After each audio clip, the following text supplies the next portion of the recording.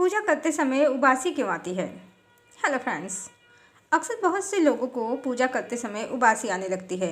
क्या आप जानते हैं ऐसा क्यों होता है? चिकित्सा की भाषा में उबासी प्रतीक है आपके रक्तचाप पे अनियमितता का या फिर निद्रा में अभाव का। जब कभी हमारी नींद पूरी नहीं होती है या फिर हम तनाव में होते हैं तो उबासी आने लगती है। अब पूजा करते समय क्यों उबासी आती है? बहुत से ज्योतिषी या तंत्र मंत्र के ज्ञाता कहते हैं कि यदि आपका ऑरा कमजोर है या आप नकारात्मक शक्तियों से घिरे हैं तो आपको पूजा पाठ करते समय उबासी आती है। आप स्वयं से पूछें और जानें, क्या सच में आपका ऑरा या आभा मंडल कमजोर है या फिर आप नेगेटिव शक्तियों से घिरे हैं? आपका अंतर्मन आपको इसका सटीक उत्तर देगा। कारण सिर्फ इतना ही है कि आपका अंतर्मन पूजा में लग नहीं रहा है। जहाँ भी हमारा मन लगता है, जिस भी कार्य में या जिस भी स्थान पर हमारा मन लगता है, क्या वहाँ हमें उबासी आती है? नहीं, क्योंकि हमारी चेतना को उस स्थान पर उस कार्य में आनंद आ रहा है। जैसे किसी गायक को या चित्रकार को अपनी कला में इतनी रुचि होती है कि वह उसमें खो ही जाता है।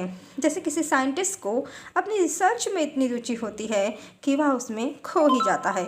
तो उबासी का तो प्रश्न ही नहीं है, फिर भी आ जाए तो कभी कभी आती ही है। इसका आभा मंडल से या निगेटिव पावर से कोई लेना देना नहीं है। हाँ, जो निगेटिविटी है वह हमारे अंदर ही है कि हमारा मन पूजा को स्वीकार नहीं कर पा रहा। ज़्यादातर लोग भौतिकवादी होते हैं। जिस कार्य में उन्हें लाभ दिखता है उसमें उनका मन लगता है, फिर उबासी नहीं आती। अब बहुत से लोग पूजा पाठ कर तो लेते हैं, चूँकि ईश्वर प्रत्यक्ष दिखाई नहीं देते हैं, सो उनकी पूजा से क्या लाभ होगा, कितना लाभ होगा, इस पर लोगों को शंका बनी ही रहती है। और जिस कार्य में लाभ की आशा नहीं दिखती वहाँ मन नहीं लगता और पूजा करते समय उबासी आने लगती है। सिर्फ आध्यात्मवादी विचारधारा के लोग ही पूजा अर्चना के महत्व को समझ पाते हैं और पूरी निष्ठा से पूजा करते हैं। उनका मन लगता है क्योंकि उन्हें ईश्वर पर पूर्ण विश्वास है। हाँ, जो भी व्यक्ति आध्यात्मवादी होते हैं उन्हें ईश्वर सदैव समीप ही महसूस होते हैं और उनमें सकारात्मक विचार आम लोगों की तुलना में कहीं ज़्यादा होते हैं। अब हमारे विचार, हमारी भावनाएं जितनी ज़्यादा सकारात्मक होंगी, हमारा आभा मंडल भी, ऑरा भी उतना ही ज़्यादा ऊर्जावान, मजबूत होगा। बहुत से ज्योतिषी इसके लिए आपको नींबू, मिर्ची, नमक के टोटके भी बताते हैं, पर वो सब बिल्कुल उसी तरह हैं जैसे किसी बच्चे के माता पिता उसे साइकिल चलाना जब सिखाते हैं तो पीछे से साइकिल को पकड़े रहते हैं और साइकिल गिरती नहीं है। बाकी साइकिल तो बच्चा स्वयं ही चला रहा है, अपनी कुशलता से, अपने आत्मबल से। जब बच्चे के माता पिता साइकिल को पीछे से छोड़ देते हैं तो भी साइकिल चलती रहती है और बच्चा जान जाता है कि सिर्फ और सिर्फ उसके मनोबल को बढ़ाने के लिए था। वास्तव में वह साइकिल स्वयं के बल पर पूर्ण कुशलता से चला सकता है। कहने का तात्पर्य सिर्फ इतना ही है कि नमक, ये नींबू, ये मिर्ची कोई मिराकिल नहीं करते, बल्कि आपका आत्मबल ही, चाहे पूजा हो या कोई कार्य दूजा हो, उसमें आपकी प्रवृत्ति को लगाता है। ये छोटी सी बात आपको तंत्र मंत्र वाले नहीं बताते हैं, क्योंकि आपके भरोसे उनका भी व्यवसाय चल रहा है।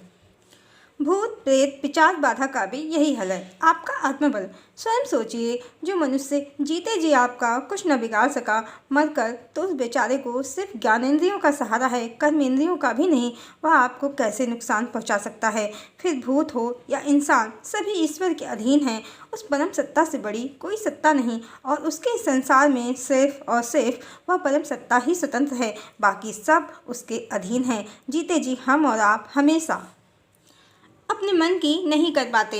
वो बेचारे भूत की क्या औकात कि वह मनमानी करे और आपको सताए। वह भी तो हमारी तरह उसी परम सत्ता, उसी ईश्वर के अधीन है। सनातन धर्म में अनेक देवी देवता हैं और पूजा की अनेक विधियाँ। कोई तो अवश्य पसंद आता है हर किसी को, उसी में मन लगाएं। मन लगेगा तो उबासी नहीं आएगी और सारी नकारात्मकता छू हो जाएगी। वैसे श्रीमद् भगवद गीता में ईश्वर ने अर्जुन को कोई पूजा पाठ, अर्चना, वंदना की विधि नहीं बताई है। सिर्फ यही कहा है कि अर्जुन, तुम अपना कर्तव्य करो और निरंतर मेरा ध्यान और चिंतन करो। अब ये हम पर ही निर्भर करता है कि हम मंत्रों से, श्लोकों से, आरती से, जप से, हवन से, यज्ञ से, जैसे चाहे वैसे ईश्वर का भजन करें। कोई बाध्यता नहीं है, प्रेम से एक दिया ही जला लें। ईश्वर तो हर स्थिति में हमसे प्रसन्न है। ईश्वर अंश, जीव अविनाशी, हम सब उसके अंश हैं। जब हम ये जान जाएंगे और मान जाएंगे कि हम और वो दो अलग अलग नहीं, एक ही सत्ता हैं और स्वयं में तो स्वयं ही मन लगता है, इसके लिए प्रयास कैसा। फिर भी यदि कोई टोटका करना ही है तो भगवान ने श्रीमद् भगवद गीता में अध्याय 3 श्लोक 42-43 में अर्जुन को बताया है कि इंद्रियां स्थूल शरीर से सूक्ष्म होने से श्रेष्ठ और बलवान हैं।